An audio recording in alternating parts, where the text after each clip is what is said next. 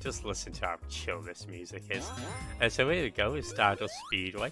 Now, if you weren't a fan of, this is the first of our Sonic CD levels, and if you weren't a fan of Sonic CD, then I'd be interested to know what you thought of this level, because it's neat that seeing like Sonic CD aesthetic in sort of a more level design, or in a way where you'd sort of see the level design sort of more in Sonic 3 and Knuckles rather than in Sonic CD. And of course not having the time travel gimmicks to worry about. Now they do bring them in as references, and you'll see that like you've got those little flower capsules that you would have seen at Act 3 of any Sonic CD level. And we will also see as well, there we go, some time travel mechanics utilised, but that'll come later.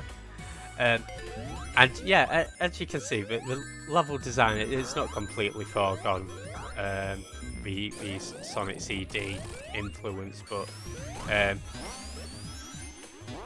I think you could say that of the entire game. It seems to me to be very inspired by Sonic 3 and Knuckles, but also have quite a lot of vertical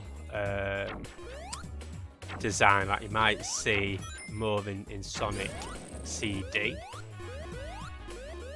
I think it's specifically if you think back to Green Hill Zone and compare the Sonic 1 map to the Sonic Mania map, you might sort of understand what I mean. There we go.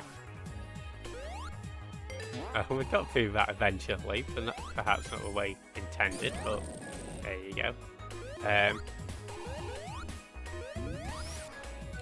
Let's keep on rolling. Yeah, so the reason I'm actually playing, I'm playing this on a Saturday. And it's Saturday the 3rd of June. Street Fighter 6 has been released. I'm not a massive Street Fighter guy, but I do like fighting games. I'm not good at them by any stretch, but I do enjoy them. I am doing my utmost to distract myself from purchasing it. Because I'm like, we've got Final Fantasy 16 coming out soon, and you know it's a pretty expensive game, right? Nowadays, and yeah, it's a losing battle, I will say. I'm really impressed with what I've heard about the single player campaign and stuff as well, because one of the things that I think has sort of been missing from fighting games is sort of the single player stuff.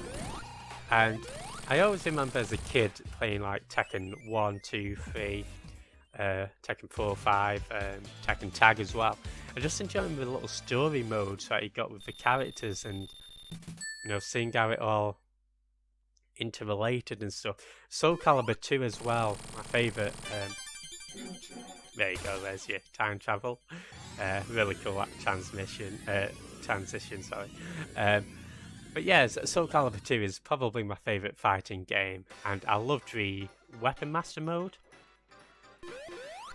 And then it had its own little arcade mode as well, with a little cutscenes for each of the characters. It's something that I feel has been missing a bit. Like Tekken 8 did have this Mishima story, but you know, I don't know, it just felt a little bit lacking. But I've heard that the single player campaign stuff for Street Fighter 6 is pretty groovy. And yeah, sorry guys, if you can, I guess just to speak about the actual game that I'm playing for a second. If you look at the background, it's so good. This is why I love Sonic CD's aesthetic. I think Sonic CD is my favourite soundtrack of the original.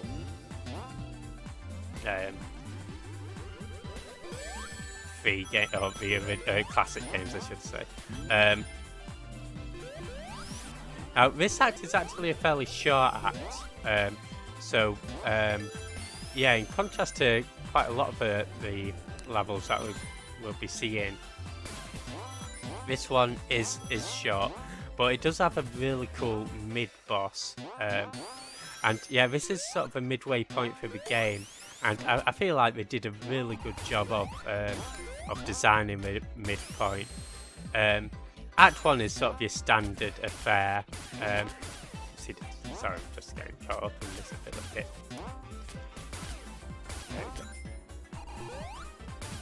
Oh, I guess those things are pointing me in the direction I should have been going, but let's get off there. Sorry about that, folks.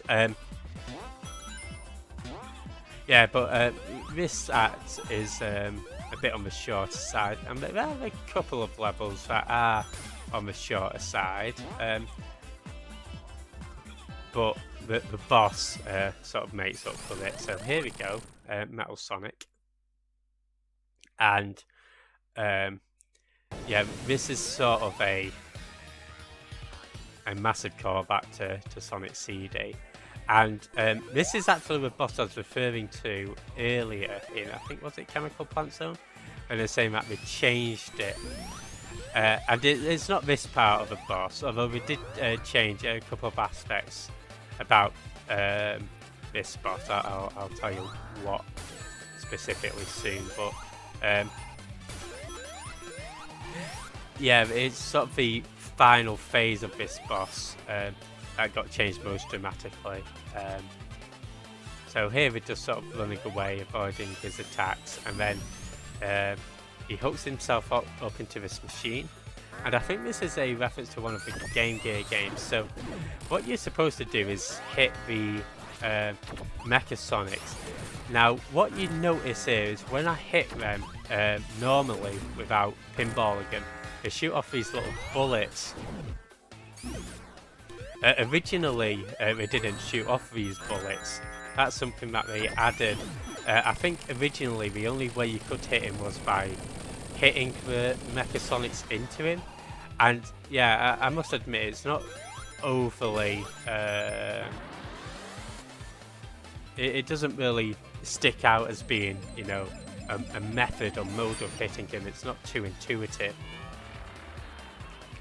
And at this point, originally, where Mecha Sonic was, it's like a big wall, a spiky wall, and you just have to chase Mecha Sonic down, and hit him 8 times. Now, this is much better, a much better boss, but again, it'd be neat to have sort of revisited it. Hopefully we can get some rings soon.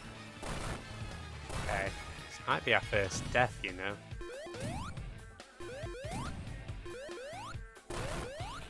Okay, nice. I was a bit worried about that. But yeah, cool boss overall. I don't want to, you know, have it that I'm moaning about it. I don't mean to moan. But yeah, I really dig that boss. Here we go. Off to level 7.